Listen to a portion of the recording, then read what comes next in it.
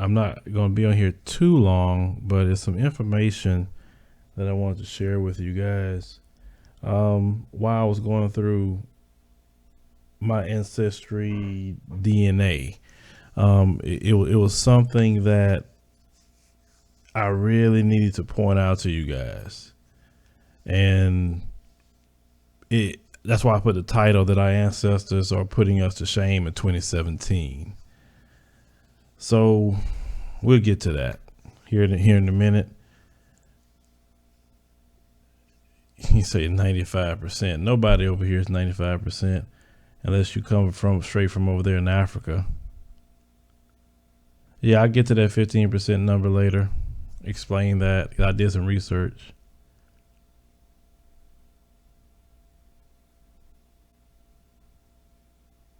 See, well, you're a little bit higher on the European side because most African Americans are between 15 to 21% European.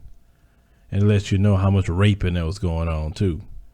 It's not like they was in loving relationships that it's something they wanted to do.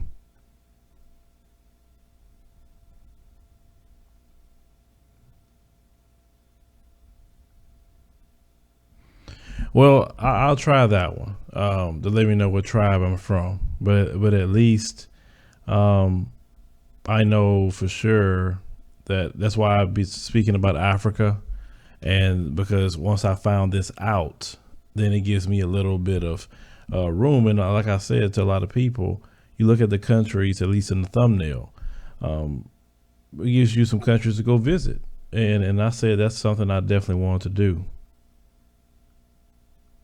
So we'll get to it here in a minute. Like I said, this is nothing. But like I said, Black, Jamaican, Cherokee. I've seen other people do their ancestry DNA too. And one thing with a lot of Black people, a lot of them did not have no strong Native American DNA. They didn't. It's like, and I keep saying this, I don't know why Black people don't want to accept they're from Africa. And I know that comes from colonization. I get that. I get it.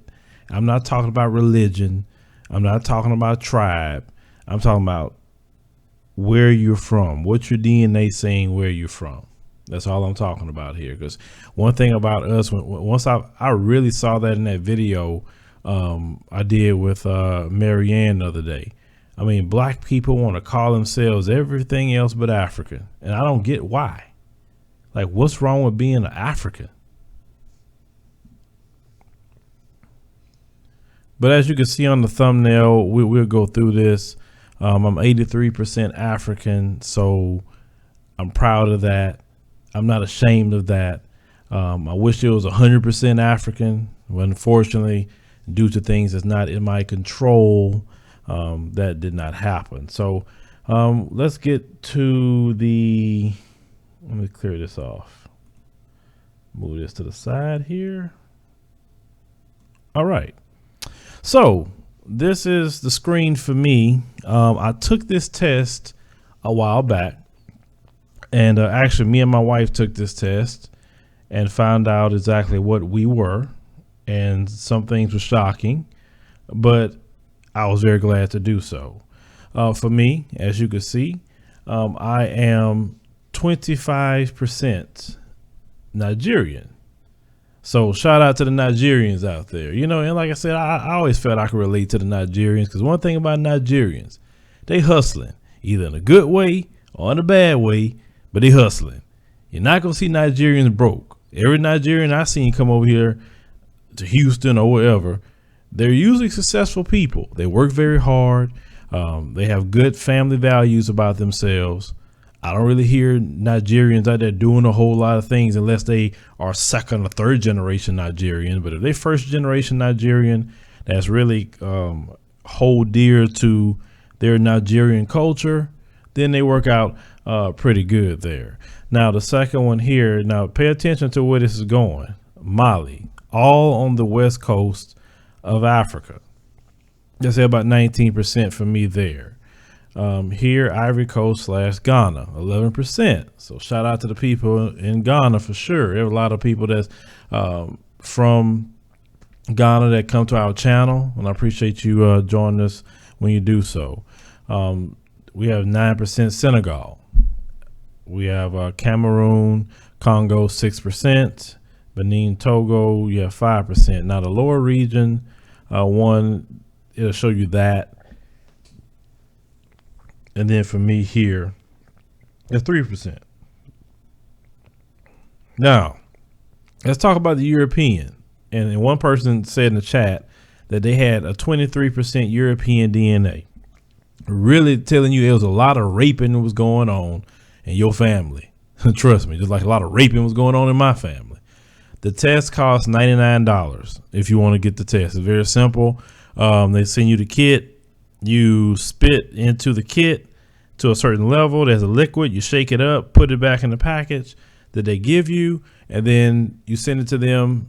Wait about 2.5 weeks, at the latest a month, and you have your results. I think it's pretty good to do so. Now, for me, let's click this. So 8% of what's in my DNA is from Ireland. Now, if anybody knew about the Irish were on the plantations with Africans at one point in time. And the Irish were considered indentured servants. They only worked 7 years and then they got off of the plantation. And then what happened was the other whites would give them land on Indian territory. Now, they were tearing up the Indians' land even way back then. Now, they was on the plantations together, the Africans and the Irish. The rich at that time period did not want these Africans and Irish getting together and revolting. So this is why they had created the system of race. And they allowed Irish to own guns. They allowed Irish to own land and not be indentured servants anymore. And then the Irish end up morphing into the slave patrol. If you want to know about that, the slave patrol has morphed into what? Your modern day police force. So that's why a lot of black people may see Irish within their DNA is due to that purpose, of course. So for me, you got Scandinavia, 3%, East Europe, all this stuff, as you can see, is hardly much of nothing here. Now let's go to America. A lot of black people like to say, oh, well, I'm Native American. I'm this and I'm that. And I'm not saying that some black people don't have it in their lineage. Some of them do. But when it comes to me, no. As you can see, hardly nothing. I'm not indigenous to no America. I'm indigenous to Africa. You can see West Asia, Middle East, nothing. Caucasus, nothing.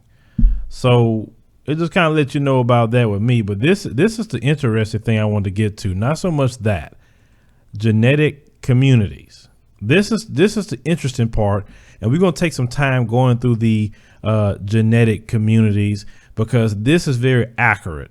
Now, at the top where it says Creoles and African Americans in southern Louisiana, that shocked me because that's where most of my family is from, is Louisiana. So we'll start there. And then once you click this, I mean, this is very interesting. That's why I say, I'm going to do a stream and I'm going to show them this more than I can just tell them. It gives you the history of everything. It shows you pre-1850, which we were still slaves, 1875 and 1900. But I'm going to go through all of them and show you some interesting things about black people that they did not want to teach you. Just right here on Ancestry, it's telling you what we have done. And this is why I titled it, Our Ancestors Are Putting Us to Shame, because they was going through so many different things. And yet we have more freedom than they ever had, more access to guns, money, whatever. And yet we don't even mimic what they did in the past. Well, let's start talking about this just a little bit.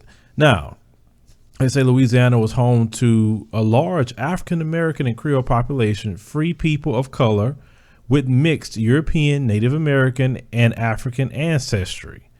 Now, of course, when we got over here, we started mixing. After the Civil War, some headed to Texas to work in the lumber industry. However, most remained in Louisiana and over time became instrumental in creating New Orleans' unique culture that includes Creole cuisine and jazz music. Now, everything you know about New Orleans or everything you know about Louisiana, the food, the music, everything with the culture, that is us. Please understand that everything in this country has our footprint on it, our handprints on it. Okay. If you don't know that, understand these people are not going to tell you this in school. That's why I call it the American miseducation system, because they don't want to truly educate you on anything you've done in this land, and don't even talk about Africa. All they want to do is let you know that you came over at the bottom of a boat as a slave. Then Abraham Lincoln, he was just a great white hope and he let you go. Then you fast forward all the way to Martin Luther King. And then from there, that's it. You don't know nothing. It's just quick, fast, in a hurry. They'll choose a few figures like George Washington Carver and these little safe people. They may be Harriet Tubman because they can romanticize what she's done, but they're not going to tell you everything. They don't even talk about the white abolitionists that fought against slavery. They refuse to talk about the white folks, but it's the miseducation system. So let's go to pre right here. So pre-1850. The beginnings of a genetic community. Shortly after the Louisiana Purchase in 1803, French and Spanish settlers in Louisiana began calling themselves Creoles to distinguish themselves from Anglo-Americans who began pouring into the region. Over time, Creole has become to mean natives of Louisiana, descendants of early French and Spanish settlers, and those of mixed heritage, which may include European, African, and Native American ties. Now, you will see, even to this day, people from Louisiana that have that real light skin. You'll see them with green eyes. You'll see them with gray eyes. But let them open their mouth. You hear that African all in them. Don't let that green eyes and gray eyes fool you. And you call them mixed, you'll get yourself hit, because they don't want to be called no mixed. They black people, but they just real light skin. My sister had married a guy from Louisiana like that. And if you see my niece, she's the same color as her dad. And my sister get upset because when she's out with my niece, some people come up to her and ask her, is she mixed? Because my niece has sandy blonde hair. And that's her hair that came out of her head, like a sandy blonde color, like someone who would be biracial have. But no, she has two black parents. But continuing, let me see, 1850 to 1875, Creole Nation. Before the American Civil War, most of Louisiana's black residents were enslaved and working on sugar and cotton plantations. But southwestern Louisiana, particularly New Orleans, was home to a large Creole population, free people of color with mixed European, Native American, and African ancestry. Typically, they were Catholic, that's indoctrination, spoke French, valued education and family ties, and were prosperous business people and plantation owners. Now, listen to that.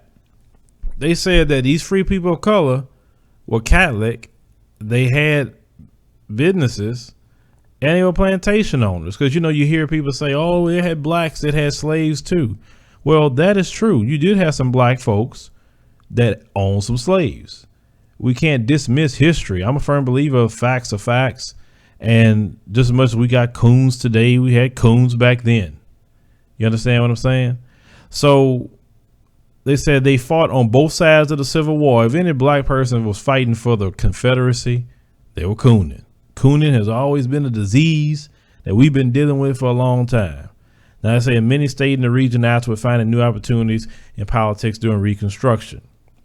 Now, in 1875, they say freedom isn't free. As racial segregation came back with Jim Crow laws, the Creole population was relegated to the same legal and social status as former slaves. Still, most blacks remain in the state. Thousands were drawn to New Orleans from educated and skilled professions to illiterate former slaves. Others who were poor to buy land and become sharecroppers made their way to Houston and Beaumont to work as sawmills during the Texas lumber industry's bonanza era. So it talks about how people from Louisiana moved to Houston, Beaumont, Port Arthur, etc. They call them the Golden Triangle area. Now, my family migrated from Louisiana to Port Arthur because they had a lot of refinery jobs at the time period. So at 1900, it says all that jazz. African Americans and Creoles in Louisiana were moving from the countryside to cities. The discovery of oil in the Caddo Pine Island field started a boom and spurred growth around Shreveport. and the black population of New Orleans continued to grow and define the unique culture of the city. Chefs helped develop the Creole cuisine for which the city is known, and musicians like Louis Armstrong, Ferdinand Jelly Roll Morton created a new art form called New Orleans jazz. So as we stated before, everything with that culture over there is us. So some other things that was very interesting is where I want to get to the Mid-Atlantic here. This one I found extremely interesting, and that's why I'm about to start hitting how we are in 2017 and how they put us to shame. So they say here, most African Americans in the genetic community can trace their ancestry back to West Africa. So listen to that. Most of you that's over here or have lineage, you're going to find something in you from West Africa. We just need to call it that. If you find something else, well, you just one off, but most of us came that way, unfortunately. Over a 200-year period, many were enslaved and brought to Maryland, Delaware, and New Jersey to work on tobacco farms. Later, as a border state, Maryland was a hotbed of the Underground Railroad activity. Baltimore was also home to one of America's largest free black communities. After the Civil War, African Americans migrated to urban areas. In Philadelphia, they competed for manufacturing jobs. And in Washington, D.C., they built a self-sufficient community with their own schools, banks, and shops. Now, I'm going to hit on that as we get to that point. Notice they built their own stuff. They wasn't begging. They wasn't crying. They wasn't saying Black Lives Matter. They did for themselves. Now, they say the beginnings of genetic community. Most people in the African Americans in the mid-Atlantic states genetic community can trace the ancestry back to West Africa, as we stated before. In present-day Nigeria, Ivory Coast, Ghana, the Republic of Cameroon, the Republic of the Congo, Benin, and Togo. Unfortunately, not many specifics are known about this community before 1850 because record keeping for African Americans before the Civil War was extremely limited. No, they just didn't want to keep records. Why they would do that for a slave? So 1850, they say as a border state, Maryland was a hotbed of the Underground Railroad activity before the Civil War. Both Harriet Tubman and Frederick Douglass escaped from slavery on this eastern shore. And by the mid-1800s, it was also the home of the largest free black community in the United States. Now listen to this. African-American men and women. African-American men and women. Not just the men, not just the women. African-American men and women unified together, worked at a wide range of professions, including laborers, laundresses, undertakers, sailors, stevedores, hoteliers, and bankers. Unfortunately, after the Civil War, blacks were forced out of some jobs, which were then given to whites. Let's repeat that again. After the Civil War, blacks were forced out of some jobs, not outcompeted. They were forced out of jobs and they were given to the whites. So you must understand something, ladies and gentlemen. When they complain about affirmative action, understand something. This whole country has been affirmative action to them. They've been having affirmative action ever since they got here. And the reason why they're so upset right now with Donald Trump and they voted for him and they talk about make America great again. The reason why they have all that is simply this. They feel that their privilege is diminishing. They don't really see the government doing something for them. See, as black people, we don't expect the government to do nothing for us, but they expect the government to provide them jobs. They expect the government to provide them security. They expect the government to provide them health care. They expect the government to make a great life for them. We never got that because this is the legacy they have set up. Now, they didn't earn those jobs. Understand something. The whites didn't earn a thing. So when they come tell you they worked hard, they did this, how? When you was given jobs that was done by black people. You didn't earn it, you was given it. So let's continue. Life in Philadelphia, Maryland, especially Baltimore and Washington, D.C. continue to attract African Americans from rural areas where tobacco and other agricultural production was declining.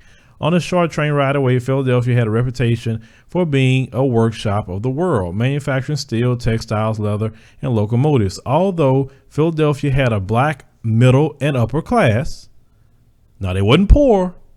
Now, they try to tell you black people were so destitute and poor, even in that time period, black people had a middle and upper class. Okay? They say that most African Americans were barred from the best jobs and ended up working as unskilled laborers or domestic help. Now, you have people that could not get decent jobs because what? Who were these jobs given to? Given, not earned. These people have never earned a thing in their lives. Everything was given to them. Even we work hard and bust our butt to earn it, that's snatched away and given to them. And then these black people, you talking about why black people are poor? This is why black people are poor. They couldn't work jobs they were qualified to do. You giving them menial jobs like they don't have no skills. It's the same way today. Black people must be 100 times more educated than a Caucasian that just barely got a high school diploma or a GED. It's the same thing. So let's continue. 1900. Well, 1900. There we go. A city within the city. So the federal government made Washington, D.C. an attractive destination for African Americans. Once they're blacks. Now, this is the one I read that I said I had to do a stream. Once their blacks responded to discriminatory laws and segregation by building their own self-sufficient community. Let me stop right there. I'm gonna get to the rest of it. When they responded to these laws, they didn't get in the middle of the street saying Black Lives Matter.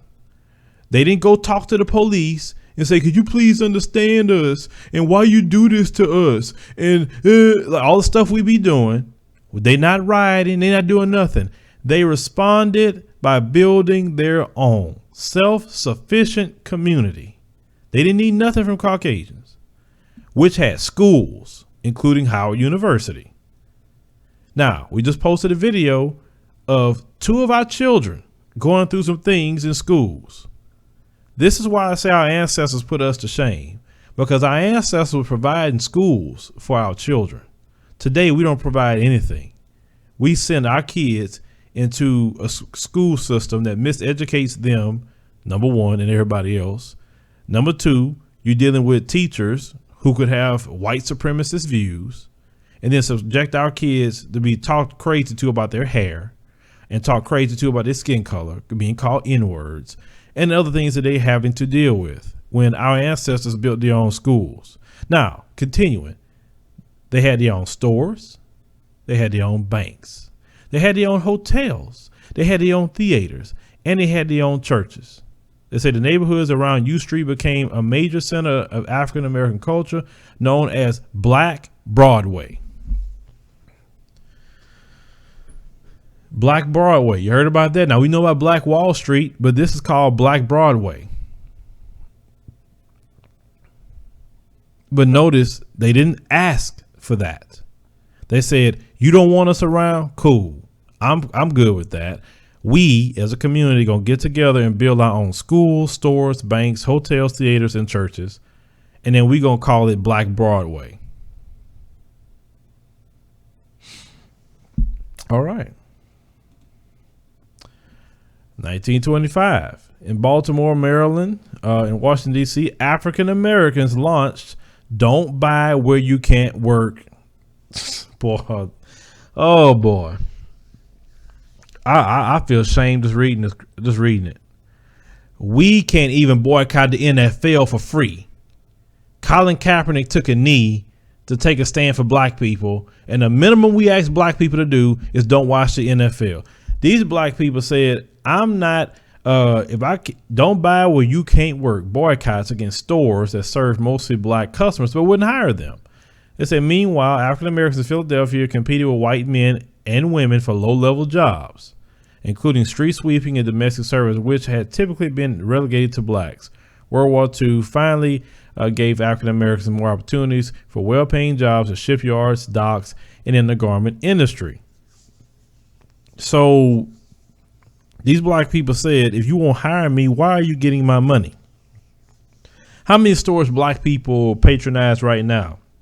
They don't have a black person in sight. They don't have a black person in the advertisement, but y'all in there wall to wall, buying up everything. These black people had sense, which is our ancestors, that said, if you're not going to hire us, you're not getting a dollar.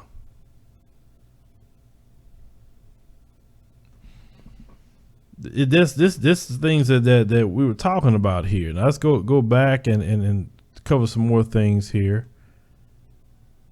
Where we at? No, not here. We wasn't there. The Deep South. All right. So let me check the chat room real quick. But guys, as you could see, our ancestors did it. They had to sabotage them. You had Black Wall Street. Now you learned about Black Broadway, that they had everything they needed. They didn't need nothing from them. They built it on their own. They sitting up there trying to take black people's jobs away from them. They was highly qualified to do. They had a black middle class. They had a black upper class. Everyone wasn't poor and destitute and sharecropping like they like to put out there about black people. So let's go on and read this here. Now, most African Americans in this genetic community can trace ancestry back to the West Africa. Over 100 years, many were enslaved and brought to Virginia to work on tobacco farms. As new lands opened, sugar and cotton planters spread across the South, taking enslaved blacks with them. After the Civil War, many African Americans stayed in the South as farmers and sharecroppers. Later, as agriculture collapsed and segregation became legal, many were part of the Great Migration, headed to the northern cities looking for jobs and a better life. So we're going to get into all that, see how black people start moving. Let's say most black people in Virginia and the Deep South genetic community can trace ancestry back to the West Africa, present-day Nigeria, Ivory Coast, Ghana, the Republic of Cameroon, Republic of Congo, Benin, and Togo. Unfortunately, not many specifics is known about this community before 1850 because record keeping for African Americans before the Civil War was limited. That's what they stated before. 1850. Now, the cradle of American slavery. At one time, almost half of all enslaved African Americans lived in Virginia. By the 1860s, black families with Virginia roots were spread throughout the Black Belt, a crescent-shaped section of the South where the dark, rich soil was ideal for growing cotton. The Black Belt took a second meaning as more and more enslaved Africans were brought in large numbers to work the land in the Carolinas, Georgia, Alabama, Mississippi, Louisiana, and Texas. Even after the Civil War and emancipation, many African American families stayed in the South as farmers and sharecroppers. And as we know that many of us are still here to this day. Now, let's say sticking to the South. Most members of this community stayed in the Black Belt of the South, some moving between nearby states. A labor shortage in Arkansas and East Texas meant double wages for those willing to move there, and Arkansas offered migrants to a chance to own land. Virginians also made their way northward along the coast to Washington, D.C. and Baltimore, which had become the large free black populations ever before the Civil War. So even during that time period, we still tried to do for self. So let's go to 1900. Okay, so they say spreading their wings. Already spread throughout the South, blacks with Virginian roots now began to spread north as well. The agricultural economy of the South was collapsing under drought, and the boll weevil, if I'm saying it right, I don't know what that is. Got to research that. Maybe some of you know what that is. And the Jim Crow laws made segregation legal. Meanwhile, World War I had factories in the North clamoring for workers. In response, African Americans followed rail routes and families who had gone before to the new homes in northern cities like Chicago, St. Louis, Cleveland, Philadelphia, and New York. So as you can see, it's showing how we were just kind of spreading out there. So you're seeing all these black people as in these certain cities. That's how a lot of your ancestors got there, is because they was going for work to take care of the family. Okay. So let me see if I can move this over here. All right. So the Great Migration, which many of you, if you haven't studied the Great Migration, please do so. Across the Deep South, the African American population declined for decades. So many migrants moved to Cleveland from the Birmingham, Montgomery area that the city was often called Alabama North. They followed family who had gone before them for jobs in the auto, steel, and meatpacking industries. In Detroit, Chicago, and Los Angeles. Let me stop right there. I had a high IQ Caucasian male today came to my comment section, and he was stating that because Detroit is a black city, that's why that city is a hellhole. And these high IQ people, if they had any sense of history, they would understand that at one point in time, as you see here, Detroit was major in manufacturing with auto, steel, meat packing, etc. Now, these Caucasian-owned companies became greedy, and he shipped all the jobs off to Mexico and Taiwan and the Philippines and China and all these different places. And when you take the economy of a city away from it, and don't replace it with anything, what do you think is going to happen? That's like going to Los Angeles right now and taking out all the entertainment industry from Los Angeles. No entertainment anymore. Guess what's going to happen to LA?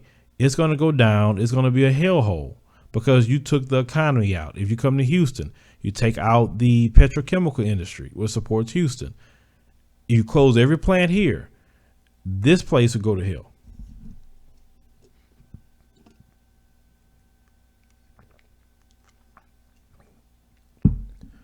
So let's say African Americans were confined to segregated neighborhoods, and the demand for housing meant that landlords can charge exorbitant rents. In the 30s and 40s, African Americans began exercising their rights and joined in labor disputes to secure better wages. Let's talk about labor.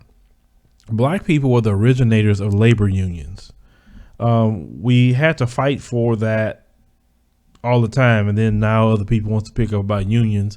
And then you have unions today, and nobody want to be racist toward black people when that's something that we started as well. Oh, okay, you say it's an insect. Hold on, what is that? Hold on, what is that? They said it was an insect. Boll weave is an insect that feed on cotton plants. Oh, okay. Okay, I didn't know that. Okay, cool. Like I say, hey, I tell people I'm learning every day, just like you guys are learning every day. But anyway, so just that little bit, let's talk about the communities. That just stuck with me. If anything, if you will take nothing else from this stream, take Black Broadway from it. And why are we constantly crying to them when we should be building communities for ourselves? That's the only thing that I'm saying with that situation. They didn't have the nice cars. They didn't have the smartphones. They didn't have the internet. They didn't have the $1 trillion buying power. They didn't have none of that stuff. They didn't have no LeBron James and all the actors and actresses and all the things that we can do today that they couldn't even think about doing. I mean, my thing is we have more freedom today, but yet we're doing a lot less. They had less freedom and they did more for their own communities. Why is that? You said that your great granddad moved to LA in the 40s.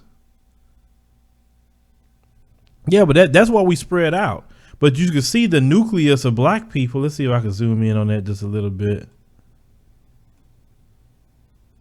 The nucleus of black people is still in the South and up here. This is kind of where we at. Notice we didn't go up here. Black people are scarce. You know, you look at the states like Washington State, and then you got some black people up there, but it's not many that really want to go up these areas. And most of these areas that I'm pointing right here are really white states. That's why I'd be saying about the racists, like, why they don't go live in Montana and Iowa and all them other places where it's hardly black people, and they should be happy up there. You know, I mean, that's what I was saying about that. But we are here. That's most of where we at. You know, you have issues with a lot of times with black people in California, as I stated before. The numbers in California aren't good. Sometimes I feel we should be able to come all back to the South. Just my opinion. I wish we all come to the South and with a game plan to take over and start doing communities like they did. Because if we all spread out, we're not strong enough when we spread out like that. The nucleus is right here, as you can see, even still to this day. But my thing with the whole thing is because I'm tired of, like, me personally, I get tired of the same thing. I get tired of reporting on stories of black kids being terrorized in schools, and then we deal with it. We complain. We want the school board to do something, but why are we depending on them to educate our children? Why? I don't understand that. We see what's going on, but I wish this thing I wish could happen. Like, and I say once again, I thank every person for helping us with the Houston Flood Relief Fund.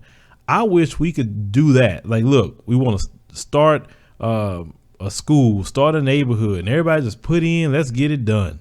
I mean, that's what I wish we could do. Why is it that we're so divided? We can't do anything. That's why many people say desegregation has hurt us, because we wasn't divided like we are today. You have more black people that will fight with you about other people more than anybody else. They're ready to cut your throat. Then today, I don't know how it popped up. I heard Jesse Lee Peterson today talking about St. Louis and like that sort of stuff. It's like it just. I understand. I understand black people. I just don't. And so some of them I don't. I mean, it's like, do we feel comfortable being oppressed? I mean, what is it going to take for us to say, you know what? Let's be like Black Wall Street. Let's be like Black Broadway.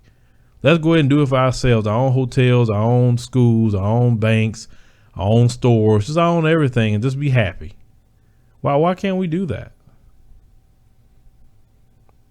Well, why are we so disorganized? That's what I want to know.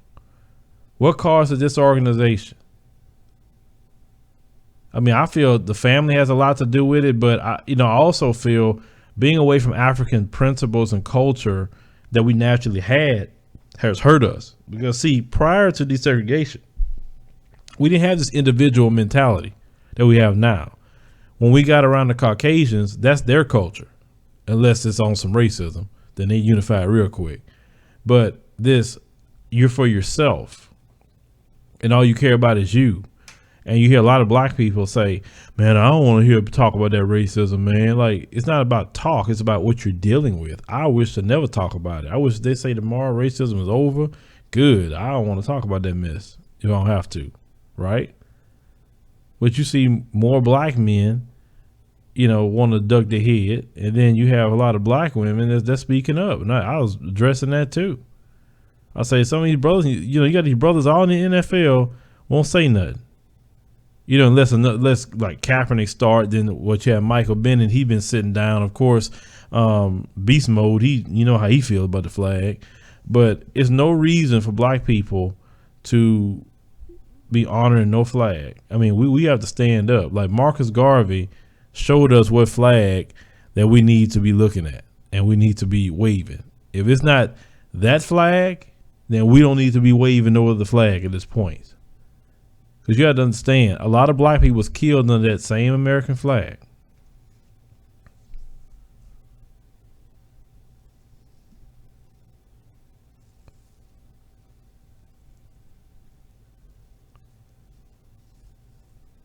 What is it? But what have you been to Africa to say that? Have you been all over there?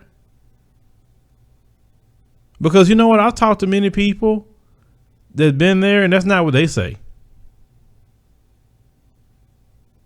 And I am that's my first travel that I'm doing out of this country is to an African nation. I'm not going to no UK and all the other. I don't want to. No, I already got in my head what African nation I want to go to. My children need to go and see it for themselves.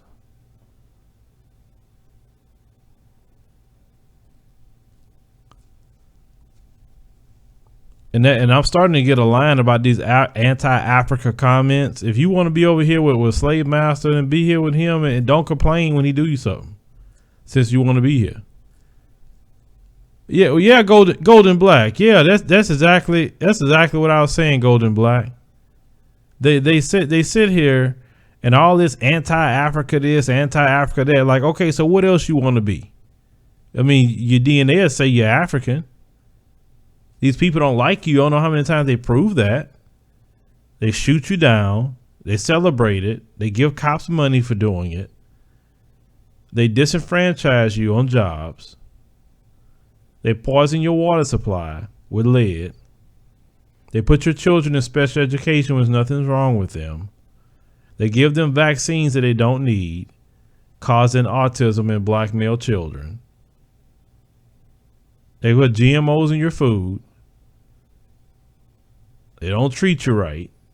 They don't give you loans when you need it for a business. Like, what more do you... show me, if you give me 30 good things that they do for you versus anyone else, I'll listen to you. I'm like I said, yeah, I don't understand these people.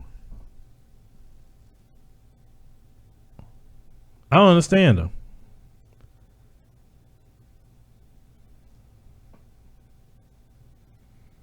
I saw that comment just now about pro-black. Like, don't even put me in that category, because I don't like that term, because that term is stupid to me. What a lot of people say. I rather say I'm more so about the community, not so pro-black. Well, why? See, that comes from them folks. They got to put you in a category. You're Democrat or Republican. You're liberal or conservative. You're libertarian. You're pro-black. You're not. It is like, why you have to be labeled? You're not my brother or sister if you're so anti-Africa. I don't look at you as a brother or sister. It's like saying that you hate your hand, or you hate your nose, or you hate something about you.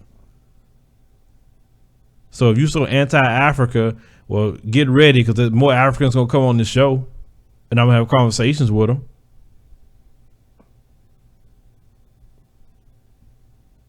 Show me the show, or at least one show, that is willing to bring Africans on and have conversations with them. Most of you not even exposed to Africans like that. And at least you can have we can have a conversation with them. We can hear what they think. We can work things out if we have a disagreement on something. But no, so some of you sound worse than the white racists speaking about Africa.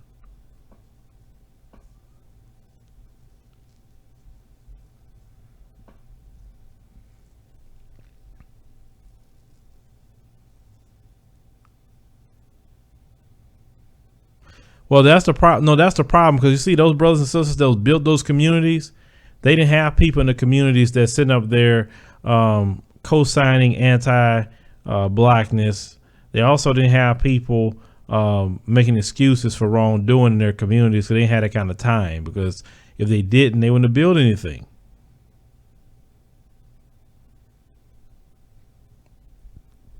Golden Black, I agree with you. I haven't ran up on one African that said, I can't stand you. Every time I ran up on one, I've had a long conversation with them.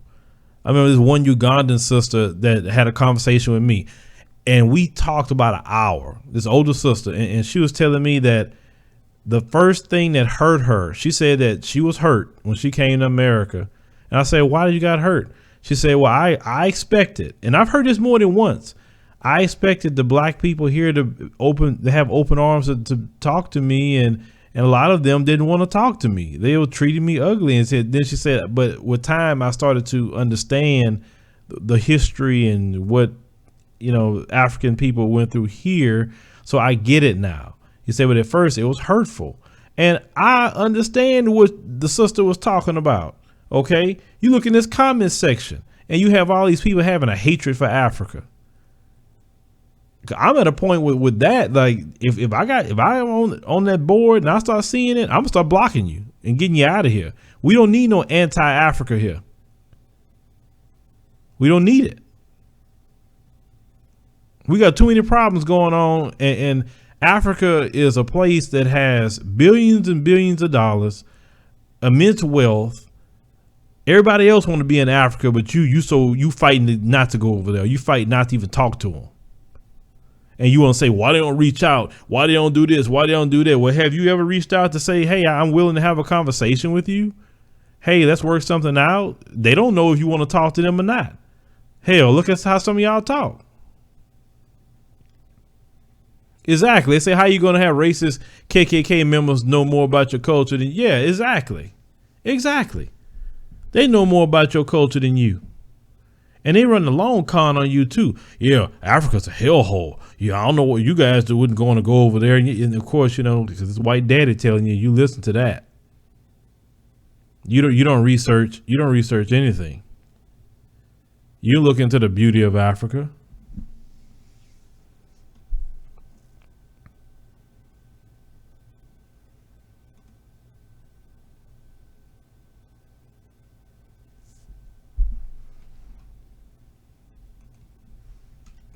Let's see, what is that? This is Zambia, I think it was. I looked at that day. Oh, was it? Was it resorts? I saw some resorts because. Let's see, is that the right? Zambia resorts. I mean, 'cause they tell you everything in Africa is bad. I mean, everything. I was kind of looking at some of these things that say the River Club.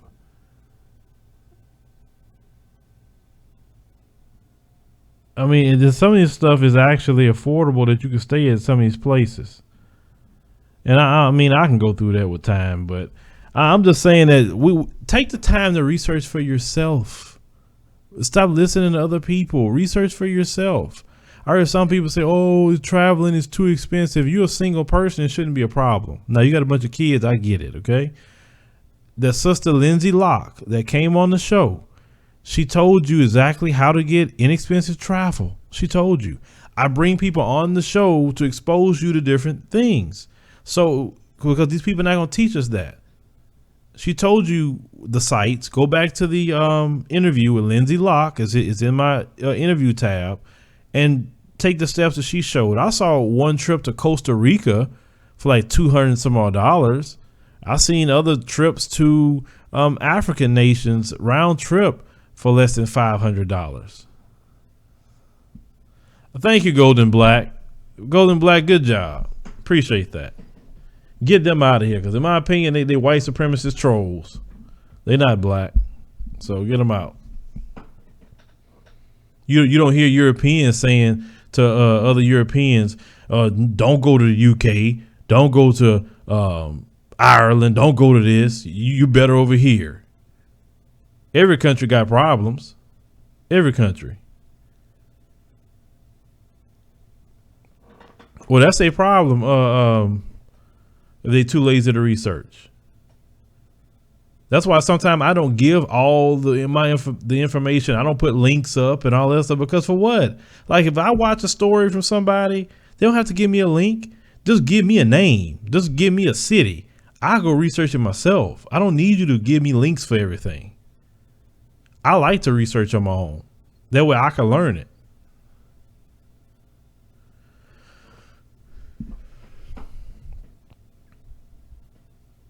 He said Swiss Alps. Hey, Golden Black, get DJ Swag out of here, please. If you don't mind.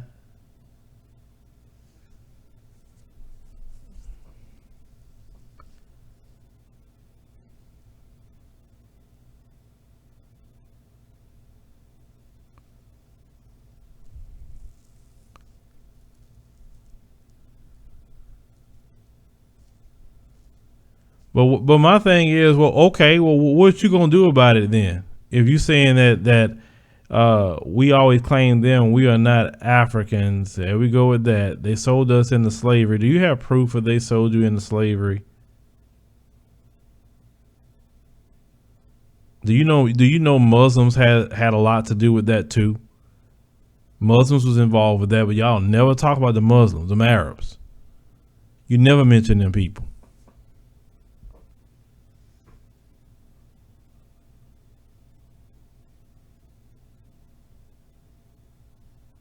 Them people doing black people dirty over there in some of them countries.